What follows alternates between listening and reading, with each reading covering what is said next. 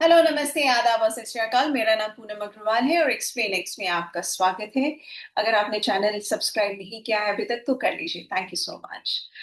एक डायरेक्टिव यानी कि इंस्ट्रक्शन जारी किया है chief electoral officer West Bengal के। इन्होंने ये पर्टिकुलर डायरेक्टिव जारी किया है सभी डीईओ यानी कि डिस्ट्रिक्ट लेवल जो इलेक्शन ऑफिसर्स होते हैं, ईआरओ जो कि इलेक्टोरल रजिस्ट्रेशन ऑफिसर्स होते हैं, और एईआरओ जो उनको असिस्ट करते हैं। इन तीनों कैटेगरी के ऑफिसर्स को इन्होंने ये डायरेक्टिव जारी किया है और उसका सब्जेक्ट है revision of electoral roll by EROs and monitoring regarding the preparation of voter list. तो आप सभी को पता है जैसे कि वेस्ट बंगाल में इलेक्शंस आने वाले हैं, असेंबली इलेक्शंस बहुत ही नजदीक है। तो अब इस पर्टिकुलर डायरेक्टिव को जारी करने के पीछे भी एक कहानी है, लेकिन मैं पहले आपको ये बता दूं कि इस डायरेक्टिव में उन्होंने क्या क्या कहा है। उन्होंने ये क्लियरली कहा है, जैसे कि अगर आपको याद है एक वीडियो मैंने पहले भी बनाया जहां पर ये क्लियरली बताया था कि जो इलेक्शन कमीशन ऑफ इंडिया है उसके पास जो परमानेंट स्टाफ होते हैं वो बहुत ही कम है। और इस बारे में जो चीफ इलेक्शन कमिश्नर हैं ज्ञानेश कुमार जी ने भी प्रेस कॉन्फ्रेंस में कहा, ये कहा कि उनके पास फुल टाइम स्टाफर सिर्फ 800 हैं। तो बाकी के लोग कौन होते हैं जो कि वोटर लिस्ट में को प्रिपेयर करने में जुड़े होते हैं? ये लोग वो होते हैं जो डिस्ट्रिक्ट लेवल में होते हैं, जैसे टीएम। और ये सारे जो स्टेट के ऑफिसर्स होते हैं उनकी ये जिम्मेदारी है कि वो असिस्ट करें इलेक्शन कमीशन को वोटर लिस्ट प्रिपरेशन का। और ये डेपुटेशन पे काम करते हैं इलेक्शन कमीशन के साथ। तो इनके ऊपर लेकिन पूरा सुपरवाइजरी रोल जो होता है, कंट्रोल होता है, वो इलेक्शन कमीशन का होता है। तो ये जो डिस्ट्रिक्ट लेवल पे जो अफसर होते हैं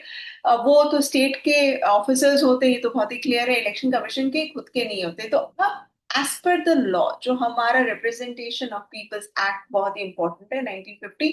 उसके हिसाब से इलेक्शन कमीशन के पास पूरी पावर है कि अगर कोई भी अफसर जो कि डेपुटेशन पे काम कर रहा है वोटर लिस्ट प्रिपेयर करने में, अगर उनको लगता है कि उस इंसान ने अपना काम ट्रांसपेरेंसी के साथ नहीं किया या किसी तरह की फजिंग की इलेक्टोरल रोल को प्रिपेयर करने में, या किसी तरह का डिलीशन ओमिशन वोटर लिस्ट में किया बिना जानकारी के उसकी सीनियर ऑफिसर्स के, जिसके का और किसी भी गलत इंसान को वोटर लिस्ट में ऐड किया, तो इस केसेस में वो उनके ऊपर ना सिर्फ कार्रवाई कर सकते हैं बल्कि उनके ऊपर पेनल्टी भी लगा सकते हैं और उनको पनिश भी कर सकते हैं, यहाँ तक कि एक एफआईआर भी दर्ज करवा सकते हैं। तो as per the law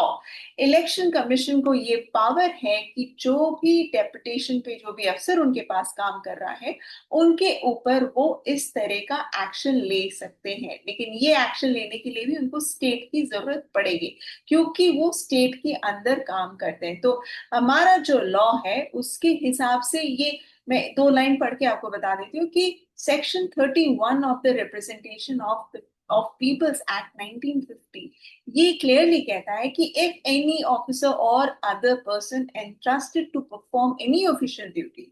in connection with the preparation, revision, or correction of an electoral roll, or the inclusion or exclusion of any entry in or from the roll,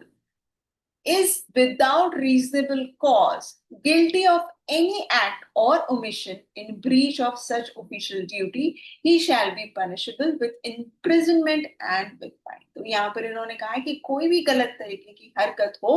तो इस पर्टिकुलर सेक्शन के तहत उनको jail भी भेजा जा सकता है और पेनल्टी भी लग सकती है। तो इस पर इलेक्शन कमीशन के जो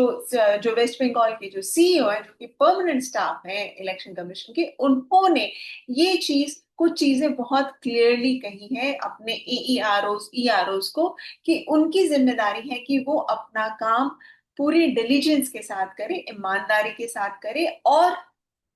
जो भी डेटा वो डाल रहे हैं वेबसाइट पे, उनके जो अपनी इंटरनल वेबसाइट है उसकी जो भी लॉग इन और पासवर्ड या ओटीपी जो भी है, जो एरोनॉट ERONET ये पर्टिकुलर जो उनका इंटरनल वेबसाइट है शायद, उस पर जो भी डेटा वो डालते हैं उसका ओटीपी और लॉगिन आईडी वो किसी के साथ शेयर ना करें। और इसके लिए उन्होंने एक चीज और किया है इलेक्शन कमीशन ने, कि उन्होंने इस पर्टिकुलर केस के लिए, यानी कि वोटर लिस्ट के प्रिपरेशन के लिए, उन्होंने आईटी के कुछ लोगों को इंगेज किया है। तो अब ये जो आईटी के लोग हैं वो परमानेंट गवर्नमेंट एम्प्लॉयज है, तो उनको इन्होंने इंगेज किया है ताकि किसी भी तरह से कोई डेटा लीक ना हो। तो ये जो हिदायत दी है इलेक्शन कमीशन ने, जो सीईओ ने दी है, वो उसके पीछे की कहानी क्या है वो मैं अब आपको बताती हूँ।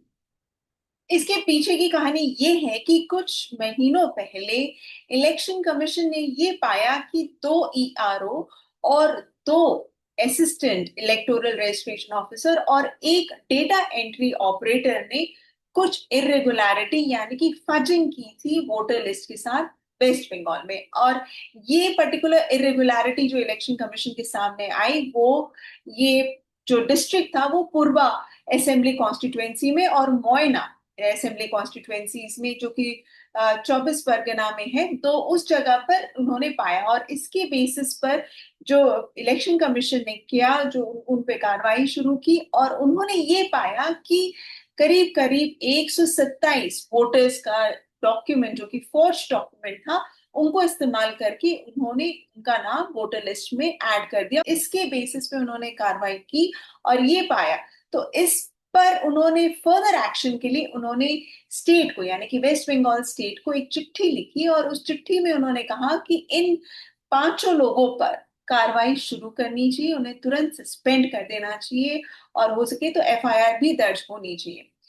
बट जो वेस्ट बंगाल के अफसरों ने किया, यानी कि सीनियर ऑफिसर्स ने, उन्होंने इस तरह का कोई भी एक्शन नहीं लिया। उन्होंने बस दो लोगों को ऑफ इलेक्शन ड्यूटी कर दिया, यानी कि इलेक्शन से रिलेटेड जो भी ड्यूटीज थी उन पांच में से दो लोगों को उन्होंने ऑफ ड्यूटी कर दिया, लेकिन किसी को भी उन्होंने सस्पेंड नहीं किया। तो इस पर ऑफ कोर्स इलेक्शन कमीशन ने कहा कि इन्होंने ये गलतियां की है तो इन पर कार्रवाई होनी चाहिए, और as per the law election commission state से ये डिमांड कर सकता है और एक्शन लेने पर मजबूर भी कर सकता है, क्योंकि रिप्रेजेंटेशन ऑफ पीपल्स एक्ट में ये क्लियरली लिखा है कि इलेक्शन कमीशन के पास जो भी डेपुटेशन पे काम कर रहा है वो इस तरह की चीजों को करे तो उस पर एक्शन लिया जा सकता है। लेकिन यहाँ पर जो हम देख रहे हैं कि स्टेट और इलेक्शन कमीशन के बीच में एक लॉगरहेड हो गया, यानी कि तनाव हो गया। इनफैक्ट इलेक्शन कमीशन ने chief secretary of West Bengal को भी समन किया था इस पर्टिकुलर मैटर के ऊपर, जो सोर्सेस का कहना है, लेकिन कोई क्लैरिटी नहीं है कि क्या हुआ उस पर।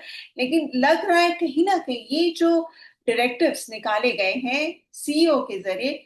वो इसी कारण से निकाले गए हैं कि जो भी पास्ट में हुआ है उस चीज को देखते हुए उन्होंने एक डायरेक्टिव निकाला है। और एक तरह से उन्होंने उन्होंने सबको वार्न किया है कि अगर किसी तरह की भी अ, छेड़छाड़ की गई या कोई किसी भी तरह का फॉर्ज डॉक्यूमेंट इस्तेमाल किया गया वोटर लिस्ट के प्रेपरेशन में, तो इलेक्शन कमीशन उन पर कार्रवाई कर सकता है। तो ये डायरेक्टिव ऑफ कोर्स एक बहुत बड़ा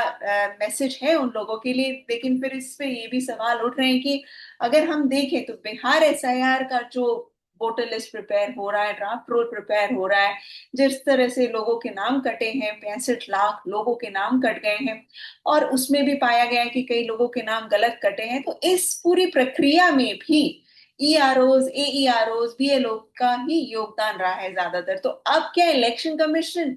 इस मैटर में भी कुछ करता है कि नहीं, ये भी बहुत इंपॉर्टेंट देखने वाली बात होगी। आप क्या सोचते हैं इस बारे में, प्लीज कमेंट सेक्शन में जरूर लिखिएगा। And thank you so much for watching this video. Please do like, share and subscribe to my channel.